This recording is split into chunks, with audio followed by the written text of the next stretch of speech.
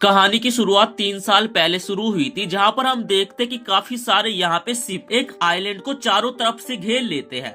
और तभी शिप का वाइस कमांडर कहता है कि हमें भी उसे ज्वाइन करना चाहिए, जिसपे शिप का लोको पायलट कहता है कि नहीं, हमें उन्हें ज्वाइन नहीं करना चाहिए, हंटर्स अकेले ही संभाल लेंगे। इसके बाद हम आइलैंड का सीन देखते हैं, जहाँ पर काफी सारी उड़ने वाली लाल कलर की चींटियां होती है, जो कि काफी सारे हंटर्स के ऊपर हमला कर देती है और एक एक करके यहाँ पे सभी हंटर्स को मारना स्टार्ट कर देती है। और एक चींटी तो एक हंटर को मारने वाली होती है, तभी वहाँ पे एक अननोन पर्सन आ जाता है, जो कि उस चींटी को मारकर उस हंटर की यहाँ पे जान बचा लेता है। और फिर वो हंटर यहाँ पे हीलिंग मैजिक का इस्तेमाल करके उस बंदे को यहाँ पे पूरी तरीके से हील कर देता है। और तभी यहाँ पे काफी सारी लाल कलर की चींटियां और आने लगती है। जिसके बाद हम यहाँ पे दो हंटर्स को देखते हैं, जिसमें से एक बंदे का नाम होता है बेक और दूसरा उसी का साथी होता है। वो दोनों यहाँ पे साथ में मिलकर एक एक करके सभी चींटियों को मारना स्टार्ट कर देते हैं। और जो बाकी हंटर्स यहाँ पे होते हैं, वो ये देखकर काफी ज्यादा खुश हो जाते हैं और वो कहने लगते हैं कि फाइनली एस रैंक के हंटर्स हमें बचाने के लिए आ चुके हैं। और वो लोग यहाँ पे खुशी मना ही रहे होते हैं,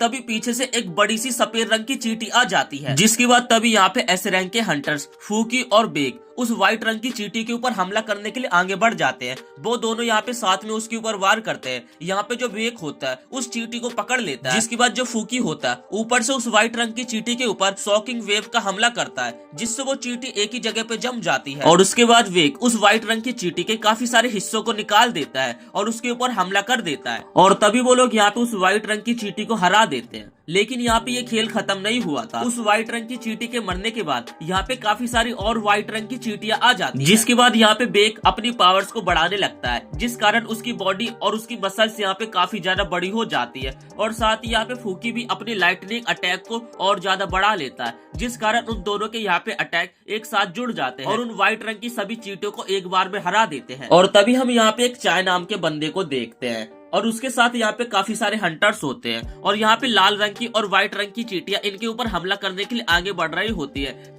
तभी यहाँ पे चाय अपने फायर अटैक का हमला करता है, जिससे काफी सारी लाल रंग की चींटियां तो मर जाती है, लेकिन जो व्हाइट रंग की चींटियां होती है वो आगे बढ़ रही थी, जिस कारण चाय अपने हंटर्स को कहता है कि हमला करने के लिए तैयार हो जाओ। इसके बाद हमें एक कहानी पता चलती है। ये देश पहले एकदम नॉर्मल था, लेकिन 10 साल पहले इसकी कहानी शुरू होती है, जब इस दुनिया के अंदर कई जगहों पे काफी सारे गेट अपेयर होने लगे, जिसके अंदर से काफी सारे मॉन्स्टर्स अपेयर होने लगे और इन मॉन्स्टर्स को बस हंटर्स ही रोक सकते हैं। जिसके बाद सीन यहाँ से प्रेजेंट पे आता है। तभी हम यहाँ पे दो बंदों को बात करते हुए देखते हैं और यहाँ पे तभी तीसरे बंदे की एंट्री हो जाती है, जिसका नाम होता है संग जिनबू। मासीमा संग जिनबू से पूछने लगता है कि क्या तुम एकदम ठीक ठाक हो, खाने पीने पे ध्यान दिया करो। जिसपे संग जिनबू कहता है कि आप मेरी इतनी भी ज्यादा चिंता मत करो। सिंटा बोलता है कि आखिर ये बच्चा कौन है और आप लोग इसकी इतनी ज्यादा चिंता क्यों कर रहे हो, क्या ये काफी ज्यादा पावरफुल है।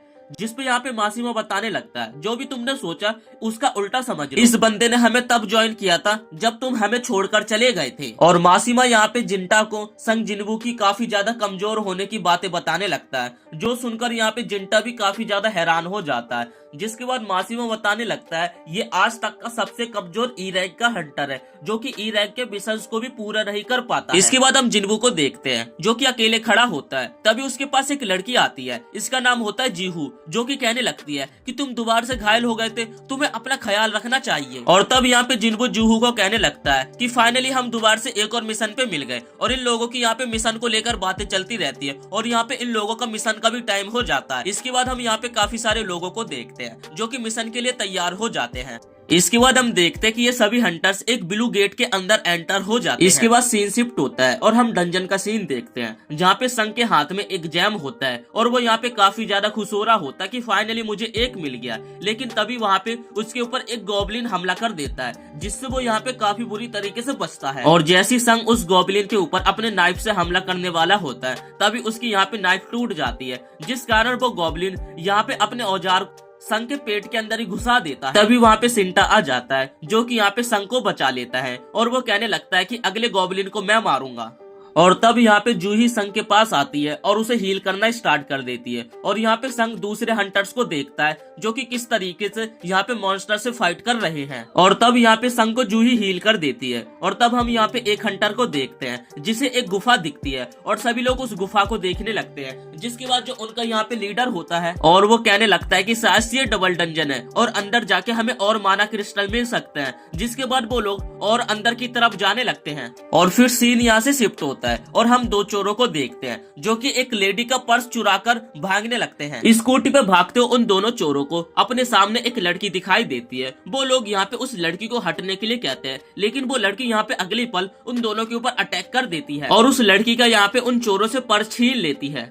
और जिस औरत का पर्स चोरी हुआ था वो लड़की उसके पास जाकर उसका पर्स लौटा देती है। इसके बाद हम डंजन का सीन देखते हैं जहाँ पर उन सभी हंटर्स को डबल डंजन का यहाँ पे गेट मिल जाता है और वो लोग यहाँ पे उस गेट को खोलकर अंदर की तरफ एंटर होने लगते हैं। अंदर एंटर होने पर उन हंटर्स को यहाँ पे काफी सारी बहुत बड़ी बड़ी मूर्तियां दिखाई देती है, लेकिन उन्हें यहाँ पे कोई सा भी और दूसरा मॉन्स्टर दिखाई नहीं देता। तभी वो लोग यहाँ पे कुछ अजीब सा डिस्क्रिप्शन पढ़ते हैं जिसपे कि कुछ अजीब सी भाषा लिखी होती है। सबसे पहला रूल है गॉड की पूजा करो, दूसरा रूल गॉड को प्रेज करो और तीसरा रूल है गॉड पे भरोसा रखो। तभी हम यहाँ पे जूहू को देखते हैं जो कि संग को कहती है, मैंने अभी देखा ये जो सबसे बड़ी वाली मूर्ति है इसकी अभी आंख पलकी थी। संग उसे कहता है कि ऐसा नहीं है, शायद से तुम्हें भ्रम हुआ होगा। और तभी यहाँ पे कैप्टन सॉन्ग चौथा रूल बोलता है, जो भी इन रूल्स को नहीं मारेगा वो इस डंजन से बाहर नहीं निकल पाएगा। और तभी यहाँ पे अचानक से इस डंजन का गेट बंद हो जाता है जो देखकर सभी लोग यहाँ पे काफी ज्यादा हैरान हो जाते हैं। तब यहाँ पे एक हंटर कहता है कि मैं इसलिए यहाँ पे नहीं आना चाहता था, मुझे पता था कि यहाँ पे कुछ भी नहीं मिलेगा। और उसके बाद वो गेट के पास जाकर गेट के दरवाजे को खोलने की कोशिश करता है।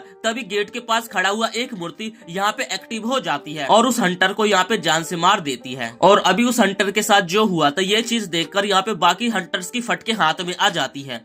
और जैसे यहाँ पे संग उस बड़ी सी मूर्ति की तरफ देखता है तो वो भी बड़ी सी मूर्ति यहाँ पे संग की तरफ देखती है, जो देखकर यहाँ पे संग काफी ज्यादा हैरान हो जाता है। और तब यहाँ पे संग अपनी पास्ट की बातें सोचने लगता है। उसे ये हंटिंग का काम करना बिल्कुल भी पसंद नहीं है, लेकिन उसे अपनी फैमिली के लिए इस काम को करना पड़ता है। अब सीन यहाँ पे प्रेजेंट पे आता है जहाँ पर संग सभी लोगों को सतर्क करता है कि बड़ी सी मूर्ति भी यहाँ पे हमला करने वाली है। और तभी वो स्टैचू यहाँ पे हमला कर देता है, जिस हमले में आधे से ज्यादा हंटर्स यहाँ पे मारे जाते हैं।